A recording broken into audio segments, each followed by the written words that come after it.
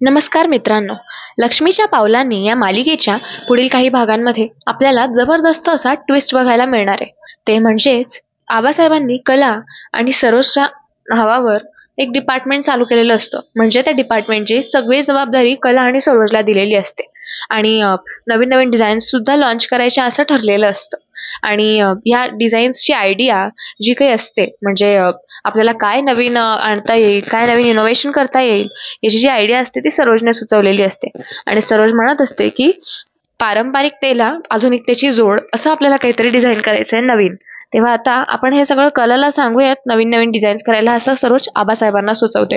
तेव्हा आबासाहेबांनी हे सगळं लक्षात घेतलेलं असतं आणि आबासाहेबांनी या सगळ्या गोष्टींचा विचार करून सरोज आणि कलाबद्दल खाली सगळे घरात जेव्हा जमतात तेव्हा घोषणा केलेली असते.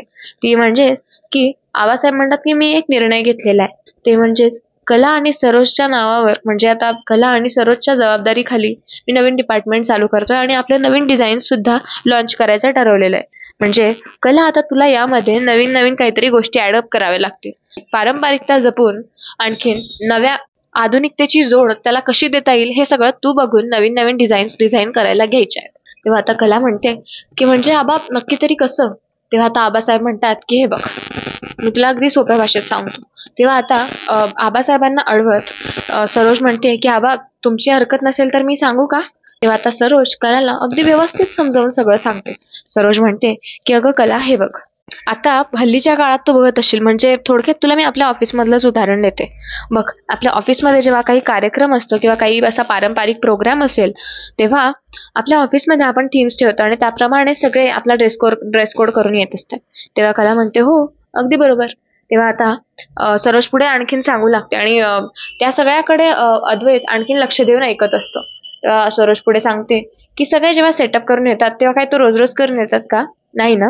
बघ, काही सणवार आला तेव्हाच आपल्याला आपली संस्कृती आठवते आणि आपण त्यानुसार सेटअप गिटअप करतो. जसं नऊवारी पातळ वगैरे घालू, सदरा वगैरे घालू, अशा गोष्टी. आणि त्याचबरोबर आपण आपली पारंपरिकता जपण्यासाठी काहीतरी साज परिधान करत असतो म्हणजे दागिने घालत असतो. आता ते दागिने जर समजा आपण जुन्या काळच्या जर कॉस्ट्युमवर आपण जर नवे आधुनिक दागिने घातले तर ते सूट करतील का? अर्थातच नाही. पण जर आपण जुन्या कॉस्ट्युमवर अगदी पारंपरिक दागिने घातले तर ते सूट करतात, बरोबर? म्हणजे पारंपरिक दागिने सुद्धा आता हल्ली फक्त ओकेजनलीच सगळेजण घालतात.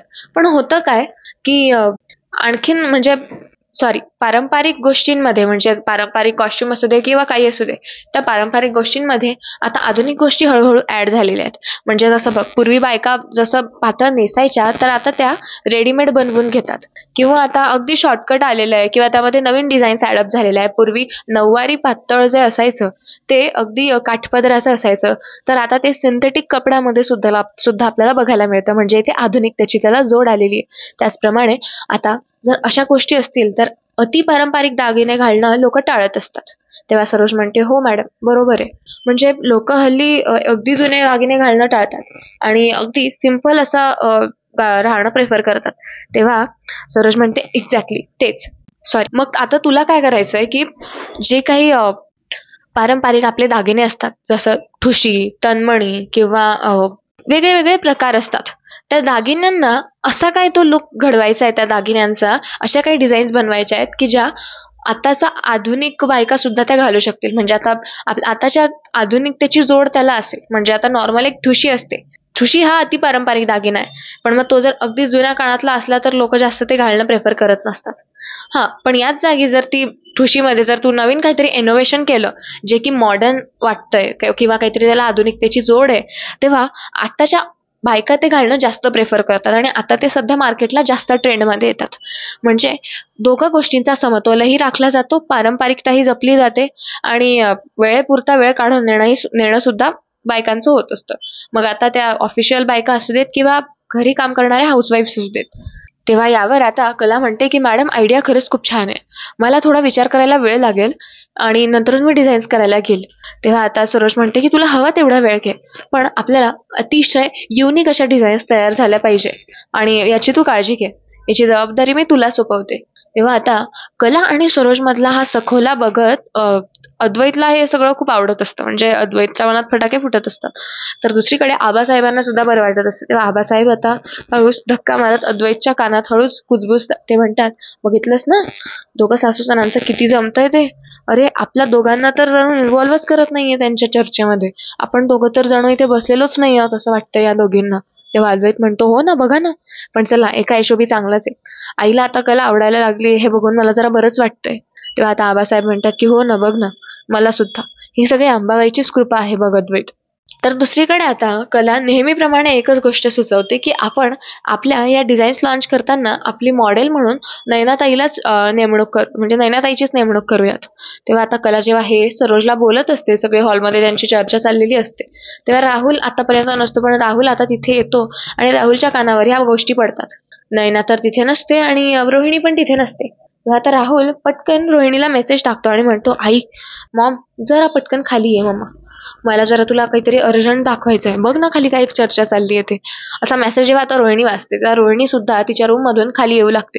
तेव्हा आता कला म्हणते की मला असं वाटतं आबा की आपण आपल्या युनिक डिझाईन्स जेव्हा लॉन्च करू तेव्हा आपण त्याच्या होर्डिंग्स वगैरे साठी एक मॉडेल बघूच असेल. तेव्हा मला असं वाटतं की आपण नयनाताईला मॉडेल म्हणून नेमणूक केली पाहिजे. म्हणजे आता असं आहे की आता आपल्याला मॉडेलिंगसाठी एक फ्रेश फेस लागेल, ट्रेंडिंग फेस लागेल, आणि नयनाताईचं तसं आहेच. आणि अगदी मॉडर्न मॉडर्न फेस सुद्धा आपल्याला लागणार आहे त्या ठिकाणी. तर मग मला असं वाटतं की आपण नयनाताईला सांगावं, कारण तिच्या बॉडीला सगळे अटायर सूट होतात, मग ते लेटेस्ट असू देत किंवा पारंपरिक असू देत. तेव्हा मला असं वाटतं की यासाठी भूमिका म्हणून कलाताईची अगदी योग्य राहील. तेव्हा आता अद्वैत म्हणतो की करेक्ट बोलते खरे, म्हणजे मला तरी काही प्रॉब्लेम नाहीये, तू आईशी बोलून डिस्कस करून घे. तेव्हा आता सरोज म्हणते, हो, हरकत नाही. पण नयनाला या सगळ्याची कल्पना देऊन ठेव, नाही तर ऐन वेळेवरती कुठेतरी गायब होऊन जात असते आणि मग परत काही ना काही गोष्टी वाढवून ठेवते. इतक्यात आता राहुल मध्ये येतो आणि म्हणतो, अगं कला, कशासाठी? तेव्हा आता कला म्हणते, म्हणजे? तेव्हा राहुल आता बोलू लागतो की अगं नैना कशासाठी, म्हणजे इतके उत्तम मॉडेल्स आहेत, नैना का?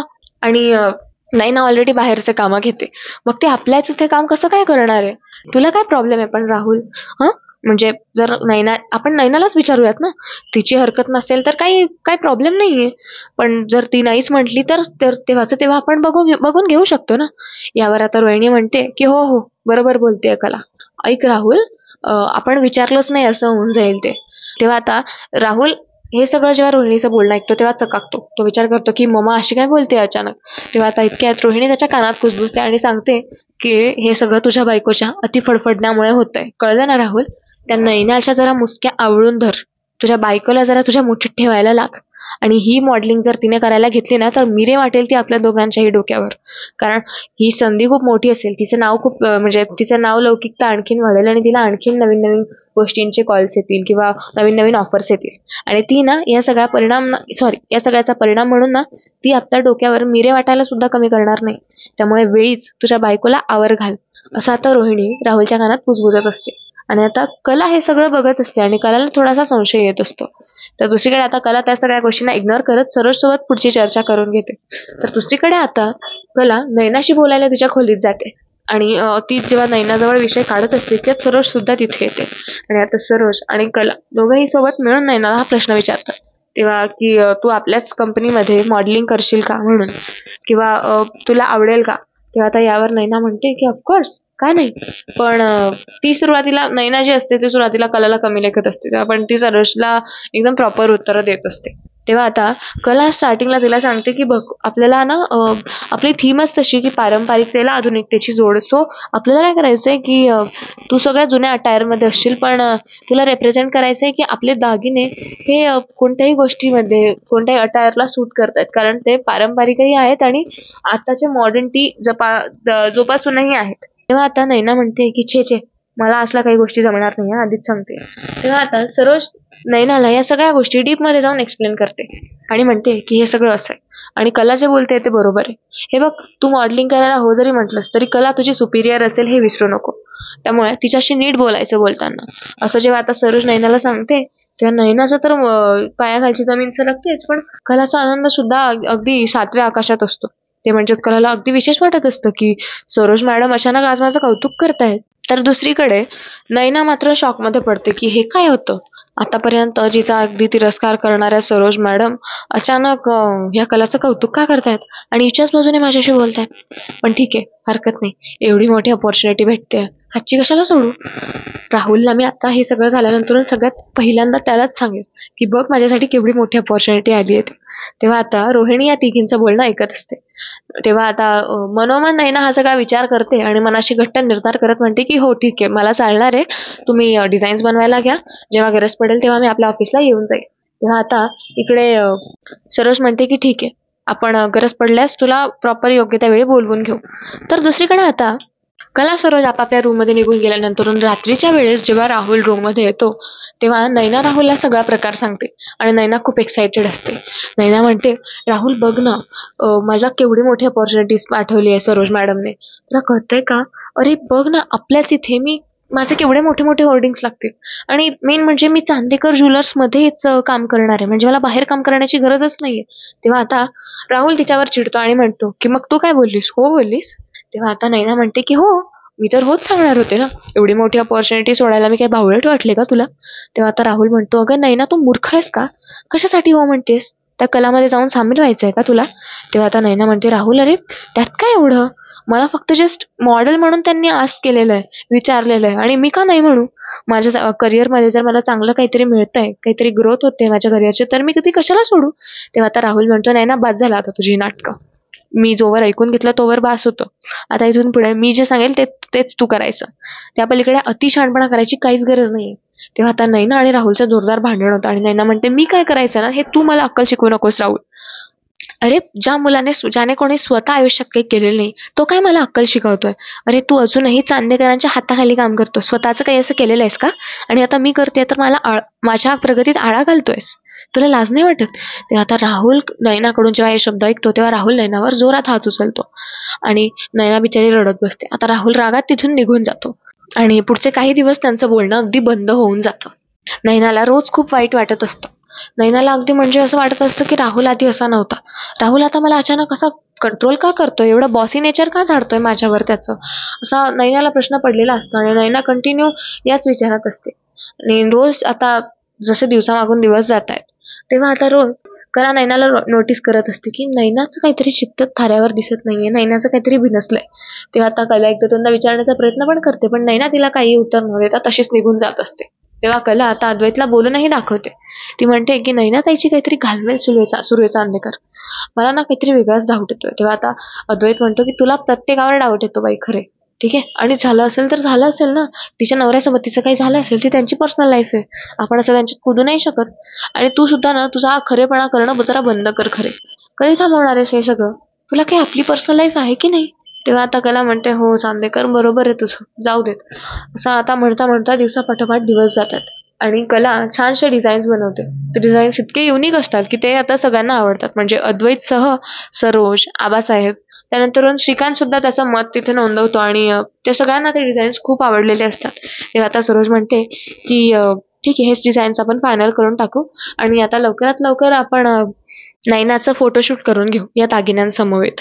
म्हणजे होईल काय की लवकरात लवकर आपला वेळही वाचेल आणि पुढे आपली ग्रोथ व्हायला सुद्धा वेळ लागणार नाही. तेव्हा आता कला म्हणते, हो मी नैनाताईशी बोलते. तेव्हा ठरल्याप्रमाणे आता जो मॉडेलिंगचा दिवस, जो फोटोशूटचा दिवस ठरलेला असतो त्या दिवशी आता नैनाला कला ऑफिसमध्ये बोलवते. तेव्हा आता नैना हो तर म्हटलेली असते पण तिला राहुलने दिलेली ताकीद आठवते. राहुलने तिच्यावर हात उचललेला असतो. राहुल तिला रोज अब्यूज करत असतो, काही ना काही बोलत असतो, त्रास देत असतो, तिला ते सगळं आठवतं. पण तरी सुद्धा नैना हिंमत करते आणि राहुलला न जुमानता ती ऑफिसमध्ये जाऊन भिडते आणि आपलं फोटोशूट करत असते. आता राहुलला जेव्हा ही गोष्ट कळते की नैना ऑफिसमध्ये येऊन फोटोशूट करते तेव्हा राहुल आता त्या भर फोटोशूटमध्ये तमाशे घालायला आलेला असतो. राहुल आता जेव्हा ही नैना पोजेस देत असते तेव्हा जोरात आवाज देतो आणि म्हणतो, नैना तू काय करतेस इथे? तुला नाही सांगितलेलं होतं ना मी? असं म्हणत आता नैनाचे पोजेस देणं थांबतात आणि ते फोटोग्राफर्स सुद्धा थांबून घेतात. असं म्हणत आता राहुल तिच्या जवळ येतो आणि तिचा हात अगदी घट्ट पकडतो आणि अक्षरशः वाकवून देतो आणि म्हणतो की काय ग, तुला जास्त फडफड करायला सुचतंय का? तुला एकदा नाही सांगितलेलं कळत नव्हतं का? झाले तेवढे तमाशे काय कमी होतात का रोज तुझ्यासोबत? तुला सांगितलं होतं ना की मॉडेलिंग करायची नाही म्हणून, तू का करतेस? तेव्हा आता नैना राहुलला जोरात ओरडते आणि म्हणते की हे माझं करिअर आहे, मला जे वाटेल तेच मी करेल. आता इकडे आरडाओरडा काय चाललेला आहे स्टुडिओमध्ये हे बघण्यासाठी कला आणि सरोज धावतच तिथे येतात आणि झालेला प्रकार बघू लागतात. सरोज आता विचारते की काय रे राहुल, काय झालं? तेव्हा राहुल म्हणतो, अगं काकी काही नाही, मी नैनाला विचारलं होतं की तू मनापासून तयार आहेस का म्हणून मॉडेलिंगसाठी. ही मला त्यावेळेस नाही बोलली होती आणि आता अचानक कशी काय आली? तेव्हा आता कलाला संशय येतो की राहुल खोटं बोलतोय म्हणून. तेव्हा आता नैना म्हणते की हे बघ राहुल, तुझ्या ह्या टिमक्यानं माझ्यासमोर मारणं जरा बंद कर. मला मॉडेलिंग करायची आणि मी मॉडेलिंग करणार. तुला काय वाटेल ते करून घे. तेव्हा आता सरोज आणि नैनाला बघून राहुल आपल्या हातात नैनाचा जो हात त्याने वाकवलेला असतो तो हळूच सोडू लागतो आणि कलाच्या हे लक्षात येतं. तेव्हा कला आता पुढे काही बोलेल इतक्यात राहुल आता मोठ्या मोठ्याने आरडाओरडा करायला लागतो. राहुल म्हणतो, अगं नैना, ऑलरेडी तुझी नाचक्की कमी झाली आहे का मार्केटमध्ये? काकी अगं तू संधी देतेस फोटोशूटसाठी मॉडेल म्हणून? हिच्यापेक्षा एकाहून एक चांगल्या चांगल्या मॉडेल्स आपल्याला भेटतील, तरी तुम्हाला हीच का हवी आहे? मला तर हेच कळत नाहीये. तेव्हा आता यावर कला म्हणते की अरे राहुल, पण तिची जर मनापासून इच्छा आहेच तर मग तू का अडवतोयस तिला? हा, काय प्रॉब्लेम काय आहे की ती तुझ्या करिअरमध्ये असा आळा का घालतोयस? आता इतक्यात राहुल म्हणतो, ती माझी बायको आहे. मला पटेल तेव्हा मी तिला अलाव करेल, पटेल तेव्हा मी तिला डिसअलाव करेल. तू आमच्यामध्ये बोलू नकोस. हा आम्हा दोघांमधला पर्सनल मॅटर आहे. तेव्हा आता नैना म्हणते, कशाला रे, बोलू देत ना तिला. हे बघ, मी सुद्धा चांदेकरांच्या घरातली सून आहे. ठीक आहे, मग ते खडतरे म्हणून का असेना. तेव्हा आता मला सुद्धा स्वातंत्र्य आहे की मी कुठला निर्णय घ्यावा माझ्या करिअर रिगार्डिंग आणि कुठला नाही. ते तू नाही ठरवू शकत राहुल. आणि मला काय वाटेल ते मी करेन. या सगळ्यात तुझा काहीही संबंध नाही. तेव्हा आता राहुल म्हणतो की संबंध नाही असं म्हणतेस ना, ठीक आहे, आता तू फोटोशूट कर छानपैकी, तुझे मॉडेलिंग वगैरे कर, काय करायचंय तो धिंगाणा घाल. पण सायंकाळी जेव्हा घरी येशील ना तेव्हा तुझ्यासाठी एक सरप्राईज मी मांडून ठेवलेलं असेल, ते मात्र बघायला विसरू नकोस. तेव्हा नैना म्हणते, कसलं सरप्राईज? तेव्हा आता राहुल म्हणतो की काय आहे ना, तू खूप उडून राहिलेली आहेस सध्या, खूप उडायला लागलेली आहेस त्या नैनाच्या नादी लागून लागून, आणि आता मामी सुद्धा त्या नैनाच्याच बाजूने जास्त बोलू लागलेली आहे. पण मी असं होऊ देणार नाही. तुला काय वाटेल ते कर, तुला काय करायचंय ते कर. चांदेकरांच्या नावाने खूप उडतेस ना सध्या, ठीक आहे, मग तुझ्याकडनं मी ते नावच हिरावून घेतो की नाही ते बघ. तेव्हा आता नैना म्हणते, म्हणजे नक्की काय करणार आहेस तू? तेव्हा आता राहुल म्हणतो की सायंकाळी माझ्याकडून तुला द्यायला डिवोर्स पेपर रेडी राहतील. तू सायंकाळी आली की त्या डिवोर्स पेपरवर सही करायची आहेस. तेव्हा नैना म्हणते, मी नाही करणार, मला वाटेल ते मी करेन. तेव्हा आता राहुल म्हणतो, तुझ्याकडे 2 ऑप्शन्स आहेत नैना, एक तर डिवोर्स फाईल कर, एक तर तुझं हे सगळं काही जे चाललंय ते थांबवून घरातच आपल्या आपल्या गुण्या गोविंदाने जे चाललंय ते चालू दे. आणि हो, आज नंतरून तू चांदेकरांच्याच इथे काय, म्हणजे आपल्याच कंपनीत काय, दुसऱ्या कुठल्याही कंपनीत मॉडेलिंग आणि शोज करायचे नाहीयेत. मॉडेल म्हणून तू आता तुझं करिअर इथेच संपवावंस अशी माझी इच्छा आहे आणि तेच होणार आहे पुढे जाऊन. तेव्हा आता तू डिसाईड कर, तुला तुझं करिअर निवडायचंय की मला. तेव्हा आता इकडे नैनासमोर खूप मोठी दुविधा परिस्थिती निर्माण झालेली असते. नैना विचार करत असते की राहुल तर आधी असा नव्हता, राहुल असं का बरं करायला लागलाय? तेव्हा नैना म्हणते की राहुल, तू तिच्या करिअरशी असं खेळू नाही शकत. तेव्हा आता सरोज सुद्धा पाठोपाठ बोलते, हे बघ राहुल, हे जरा अति होतंय, तू एवढा टोकाचा निर्णय नाही घेऊ शकत तिच्यासोबत. तेव्हा आता राहुल म्हणतो, मी काय करायचं आणि काय नाही करायचं नवरा म्हणून हे माझं मी बघू शकतो, प्लीज. तेव्हा तुम्ही दोघींनी मध्ये बोलण्याची काहीही गरज नाहीये. हे बघ नैना, विचार करून निर्णय घे, एकतर मी, एकतर तुझं करिअर.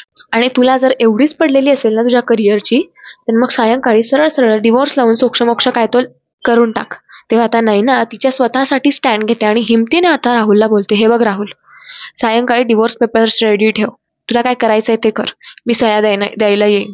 मला सुद्धा आता गरज संपलेली आहे, मला सुद्धा काही गरज नाही, मला इंडिपेंडेंट राहायचंय, तुझ्यावर विसंबून नाही राहायचंय मला, आणि तुझ्यासारखं तरी करायचं नाहीये याच्या त्याच्यावर डिपेंड राहून. मला स्वतःचं काहीतरी निर्माण करायचंय, म्हणजेच मला स्वतःचं अस्तित्व जपायचंय.